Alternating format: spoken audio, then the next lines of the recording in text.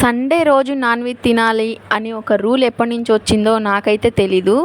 Sunday వస్తే మాత్రం veg అస్సలు తినబుద్ధి కాదనమాట ఎవరికైనా సరే.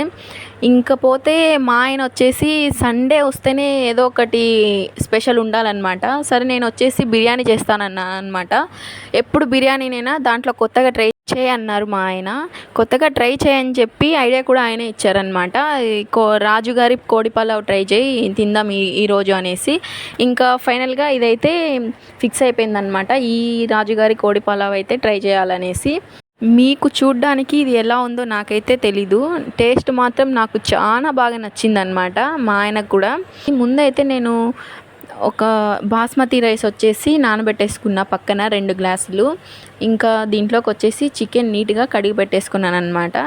ఇంకా ఒక కుక్కర్లో అయితే ఈ రెసిపీ ట్రై చేస్తాను నేను. కుక్కర్లో వచ్చేసి ఆయిల్ వేసేసుకొని ముందైతే నేను నెయ్యి వేసుకున్నా. దాంట్లోకి కొంచెం ఆయిల్ అయితే యాడ్ చేసినాను అనమాట. నెయ్యి వల్ల చాలా టేస్ట్ అయితే పెరిగింది బిర్యానీకి. ఇంకా అందులో మొత్తం బిర్యానీ మసాలాలన్నీ వేసేసుకొని ఆనియన్స్ ఈ విధంగా చిన్న చిన్న కట్ చేసుకొని, ఇప్పుడు నేను యాడ్ చేసిన గ్రీన్ మసాలా వచ్చేసి కొత్తిమీర, పుదీనా, అలాగే పచ్చిమిర్చి, ఇంకా జింజర్ అనమాట. 3 వచ్చేసి పేస్ట్ చేసి దాంట్లో వేసేసుకున్నా. అదే అనమాట మసాలా.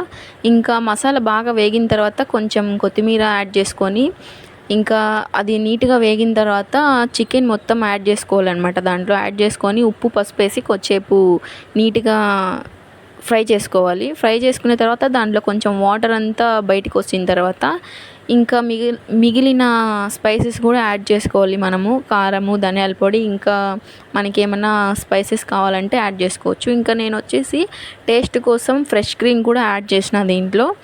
ఇప్పుడు వచ్చేసి కొంచెం సేపు పక్కన పెట్టేయాలన్నమాట. నీట్గా బాగా ఫ్రై అవ్వాలి. చికెన్ మొత్తము కొంచెం కుక్ అవ్వాలన్నమాట. ఇప్పుడు వచ్చేసి మిగతా నేను కడిగి పెట్టుకున్న బాస్మతి రైస్ కూడా తీసి దాంట్లో యాడ్ చేసేసుకొని, ఇంకా దానికి తగినంత వాటర్ అయితే కొలుచుకొని వేసేసుకున్నాను అనమాట.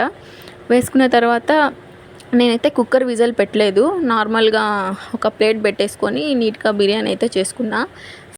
ఫైనల్గా మనం అనుకున్న బిర్యానీ అయితే రెడీ అయిపోయిందనమాట.